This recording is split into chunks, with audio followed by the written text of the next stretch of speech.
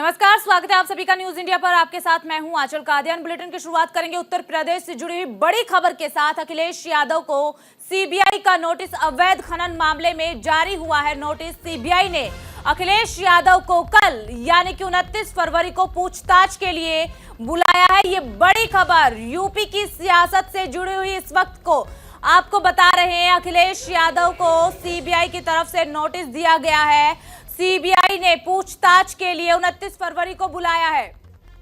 तो यूपी से बड़ी खबर इस वक्त की आपको बता रहे हैं। अवैध खनन मामले में सीबीआई की तरफ से यह नोटिस जारी किया है। और देखिए, लगातार ईडी सीबीआई के नोटिस जब भी जारी होते हैं, विपक्ष की तरफ से बयान सामने आते हैं। विपक्ष की तरफ से कहा जाता है कि जैसे ही चुनाव नजदीक आते हैं तो विपक्ष के नेताओं पर ईडी सीबीआई हमलावर हो जाती है। ईडी सीबीआई के नोटिस लगातार आने शुरू हो जाते हैं। अब अखिलेश यादव को भी नोटिस आया और ऐसे में विपक्ष की तरफ से प्रतिक्रियाएं आनी शुरू हो चुकी है।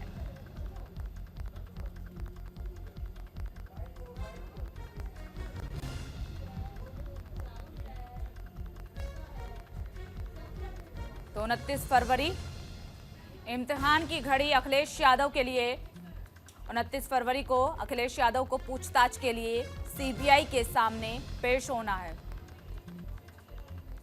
ज्यादा जानकारी के साथ सहयोगी नीरज मिश्रा जुड़े हुए हैं। नीरज, क्या कुछ अपडेट है? अखिलेश यादव को पूछताछ के लिए बुलाया, 29 फरवरी को पेश होना है। जी बिल्कुल, देखिए, उत्तर प्रदेश के पूर्व मुख्यमंत्री अखिलेश यादव जो कि समाजवादी पार्टी के मुखिया हैं, उनको 29 तारीख को बुलाया गया है। यानी कि कल सीबीआई ने उनको पूछताछ के लिए बुलाया गया है। जो सीआरपीसी की धारा 160 के तहत उन्हें बतौर गवाह इस मामले में बुलाया गया है। आपको बताएं, जो ये पूरा मामला है वो हमीरपुर से जुड़ा हुआ है। 2012 में अखिलेश यादव जब मुख्यमंत्री बने थे तो शुरुआती दौर में जो खनन विभाग था वो अखिलेश यादव के पास था और उसके बाद ये विभाग गायत्री प्रसाद प्रजापति को उन्होंने दे दिया। और वर्ष 2019 में जब भाजपा की सरकार बनी थी 2017 के बाद, तो 19 में इस पूरे मामले में एफआईआर दर्ज हुई थी और उसमें तमाम बड़े अधिकारियों के नाम इसमें सामने आए थे। जिलाधिकारी बी चंद्रकला का नाम सामने आया था और खनन पट्टे से जुड़े हुए तमाम कर्मचारियों के नाम इसमें एफआईआर दर्ज हुई थी। और उसके बाद ये जांच जैसे जैसे बढ़ रही वैसे वैसे इसका दायरा भी बढ़ रहा है। अब इस पूरे मामले में अखिलेश यादव को भी बुलाया गया है, क्योंकि शुरुआती दौर में खनन विभाग अखिलेश यादव के भी पास था। तो इस मामले में उनसे पूछताछ के लिए कल उन्हें बुलाया गया है।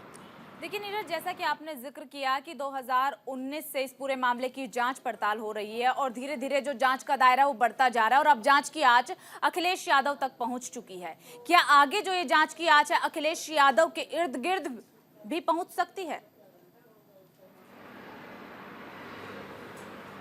जी निश्चित तौर पर देखिए, उनकी मुश्किलें अभी कम होंगी नहीं, क्योंकि 2012 से लेकर 13 तक खनन विभाग उनके पास था। और ये आरोप है कि तमाम नए खनन के पट्टे दिए गए, अवैध तरीके से खनन कराया गया और उसके बाद ये विभाग गायत्री प्रसाद प्रजापति को दे दिया गया था। उसके बाद क्या स्थितियां गायत्री प्रसाद प्रजापति को लेकर बनी थी, पूरे प्रदेश ने देखा कि खनन घोटाले में उनका नाम आया। फिलहाल गायत्री प्रसाद प्रजापति इस वक्त जेल में हैं, जो उनके खनन मंत्री कैबिनेट हुआ करते थे।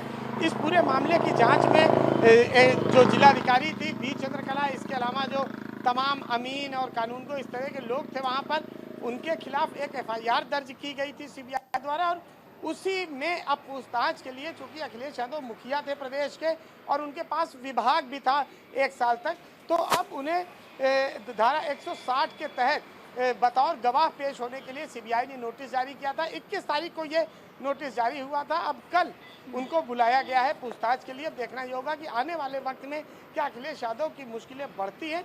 लेकिन कुल मिला के जो विपक्ष है, अभी देखिए नीरज, 21 तारीख को नोटिस मिला है, कल पूछताछ के लिए पेश होना है। लेकिन हम देख रहे हैं लगातार जब भी ईडी या फिर सीबीआई की तरफ से विपक्ष के नेताओं को नोटिस मिलता है, पूछताछ के लिए तलब किया जाता, विपक्ष के नेताओं की तरफ से प्रतिक्रियाएं सामने आ जाती है। अब अखिलेश यादव को भी नोटिस दिया गया, ऐसे में विपक्ष की तरफ से प्रतिक्रियाएं सामने आ रही है कि ईडी सीबीआई जैसे ही चुनाव नजदीक आते हैं तो विपक्ष के नेताओं को नोटिस भेजना शुरू कर देते हैं।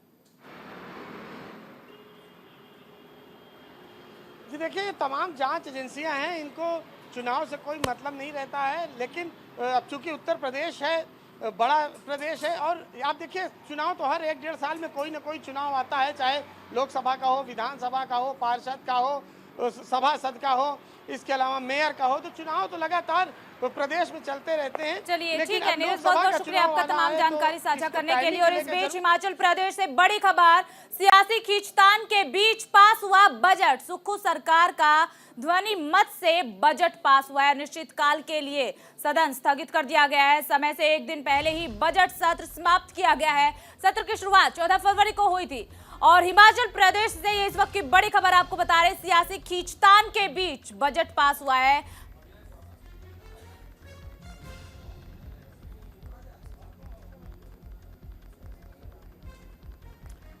तो देखिए इसी खबर पर ज्यादा जानकारी के साथ हमारे सहयोगी दो ज्यादा जानकारी के साथ जुड़ेंगे, लेकिन पहले एक रुकेंगे छोटे से ब्रेक के लिए।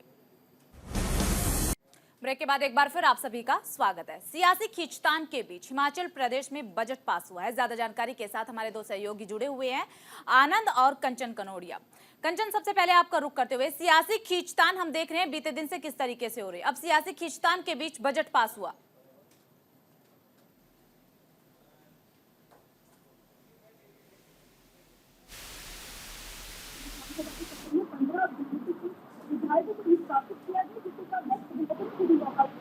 और इसके तुरंत बाद ही बजट सत्र में बजट को पास कराने सरकार द्वारा जिस प्रकार सत्ता को लेकर आरोप प्रत्यारोप करती हुई आपको नजर आ रही है। कांग्रेस की सरकार के ऊपर जो खतरा मंडरा रहा है, सरकार दिल्ली का फिलहाल करता हुआ। कंचन, आपकी आवाज सही से नहीं मिल पा रही है। आनंद का मैं रुख करना चाहूंगी। आनंद, देखिए किस तरीके से हिमाचल की सरकार के ऊपर संकट मंडराया हुआ है, अब क्या कुछ विकल्प नजर आ रहे हैं?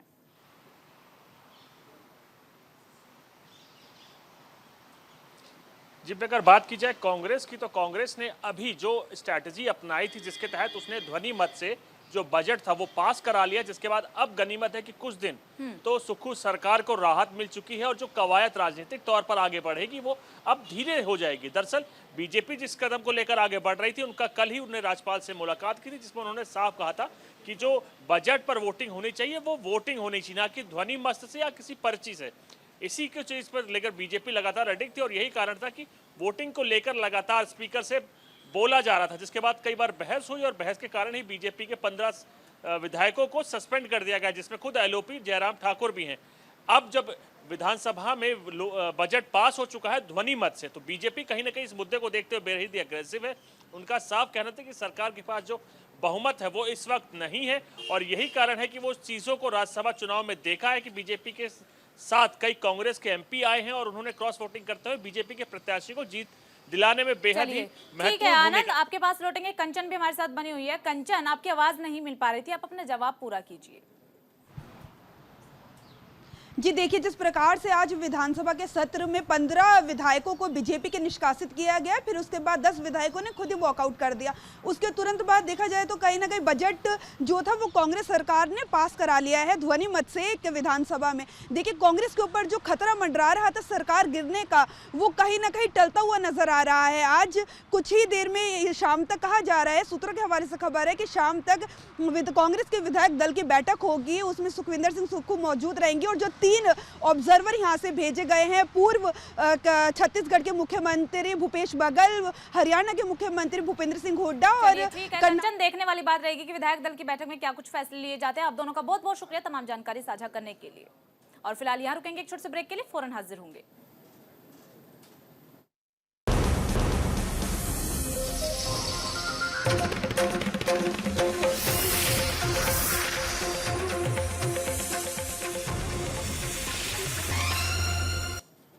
ब्रेक के बाद एक बार फिर आप सभी का स्वागत है। बेहतर पुलिस व्यवस्था और साइबर क्राइम के बढ़ते अपराधों की रोकथाम के लिए सीएम योगी आदित्यनाथ ने वर्चुअली गाजियाबाद में साइबर थाना पुलिस के लिए आवास बैरक का लोकार्पण किया है। इसी को लेकर हमारे संवाददाता हैदर अली ने गाजियाबाद के पुलिस कमिश्नर अजय मिश्रा से खास बातचीत की है।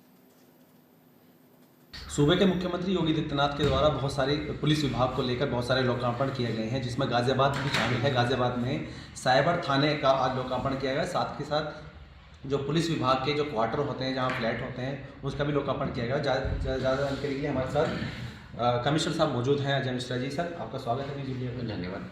सर क्या क्या लोकार्पण किया गया मुख्यमंत्री की तरफ से, गाजियाबाद में क्या सौगात दी? देखिए, गाजियाबाद में 2 तरीके के भवनों का लोकार्पण किया गया है। एक हमारे खोड़ा थाने में 5 आवासीय भवन हैं, टाइप 2 और टाइप 3 के, उनका लोकार्पण किया गया है। साथ में हमारा साइबर क्राइम थाना बना है मुख्यालय पे, उसका लोकार्पण किया गया है। सर इसमें क्या क्या सुविधा होंगी और लोगों को क्या सुविधा मिलने वाली है? देखिए, जो साइबर क्राइम थाने के खुलने से जो सबसे बड़ी सुविधा आएगी कि जो जटिल अपराध हैं साइबर क्राइम से रिलेटेड, उनके इन्वेस्टिगेशन में जो अमाउंट गई है, उनकी रिकवरी में, जो अक्यूज्ड इन्वॉल्व हैं उनकी अरेस्ट में, प्रोसेस में तेज़ी आएगी। दूसरा ये है कि सभी थानों पे, जो हमारे गाज़ियाबाद के 24 थाने हैं, वहाँ पे भी साइबर हेल्प डेस्क का उद्घाटन किया गया है। हर एक थाने पे 5 ऐसे पुलिसकर्मी हैं जिन्होंने साइबर अपराध को नियंत्रित करने में 3 लेवल की ट्रेनिंग अटेंड की है। तो अब एफआईआर रजिस्टर करने के लिए आमतौर पर उसको मुख्यालय आने की आवश्यकता नहीं रहेगी, और अगर छोटे मोटे साइबर अपराध हो रहे हैं तो स्थानीय थाने पे वो अपनी एफआईआर दर्ज करा सकते हैं। और बड़े किस्म के हैं जिसमें बड़ी अमाउंट की धोखाधड़ी हुई है या कॉम्प्लिकेटेड किस्म के जो साइबर अपराध हैं, उसके लिए हमारा साइबर थाना मुख्यालय सर लोगों को क्या जागरूक करना चाहेंगे, लोगों को क्या संदेश देना चाहेंगे साइबर क्राइम से बचने के लिए? देखिए, साइबर क्राइम के ज़्यादातर मामले इसलिए होते हैं कि इंसान लालच में आ जाता है। लालच से बचें। कुछ भी चीज़ दुनिया में फ्री नहीं मिलती। जब भी आपको कोई व्हाट्सएप के माध्यम से, एसएमएस के माध्यम से या किसी लिंक के माध्यम से, ईमेल के माध्यम से कोई स्कीम ऑफर कर रहा है कि आप ये करिए और आपको ये इतना मिल जाएगा, तो आप मान के चलिए कि उसमें कहीं ना कहीं उसकी नीयत खराब है, और उस लिंक को जब आप क्लिक करेंगे तो आप साइबर क्राइम के शिकार हो जाएंगे। लालच से बचें। सर अगर साइबर क्राइम में कोई शिकार हो जाता है तो कितनी देर में वो आए वहाँ पर थाने पर, और क्या क्या प्रोसेस होता है उसका? जितनी जल्दी, सबसे पहले तो वो 1930 जो एक भारत सरकार का हेल्पलाइन नंबर है, उस पर जाके अपनी इमीडिएटली शिकायत दर्ज करा दें। ये ऑनलाइन प्लेटफॉर्म है। उसके अलावा जो भी उनका स्थानीय थाना है, जिस थाना क्षेत्र में निवास करते हैं, वहाँ जाके एफआईआर करा दें। ये थे हमारे साथ गाजियाबाद के पुलिस कमिश्नर अजय मिश्रा जी, जो खासकर भी लोकार्पण मुख्यमंत्री के करने के बाद अब जो पुलिस को द्वारा जो ताकत मिली है, या इसके कहा जाए कि लोगों को राहत देने के लिए जो नई हाईटेक टेक्नोलॉजी का इस्तेमाल अब किया जा रहा है, इससे लोगों को कहीं ना कहीं राहत मिलेगी। बने न्यूज़ इंडिया के साथ फैदल संवाददाता गाजियाबाद। तो देखिए, साइबर क्राइम को लेकर के हमारे संवाददाता हैदर अली ने कमिश्नर से खास बातचीत की है। अजय मिश्रा जो कि कमिश्नर है गाजियाबाद के, उनकी तरफ से भी जानकारी साझा की गई, जो आज मुख्यमंत्री योगी आदित्यनाथ की तरफ से पुलिस के लिए आवास बैरक का लोकार्पण किया है। आगे आने वाले वक्त में साइबर क्राइम जो बढ़ रहा है उस पर रोक लगाने के लिए बेहद ज्यादा कारगर साबित होगा।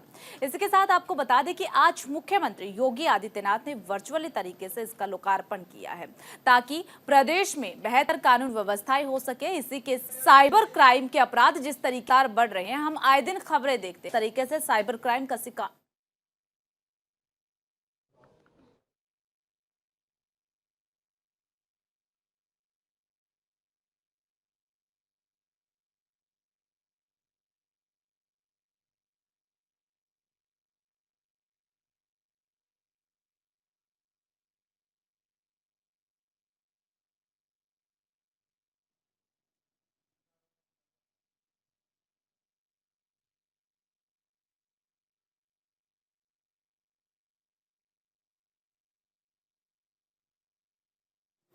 यहाँ रुकेंगे छोटे से ब्रेक के लिए, फौरन हाजिर होंगे।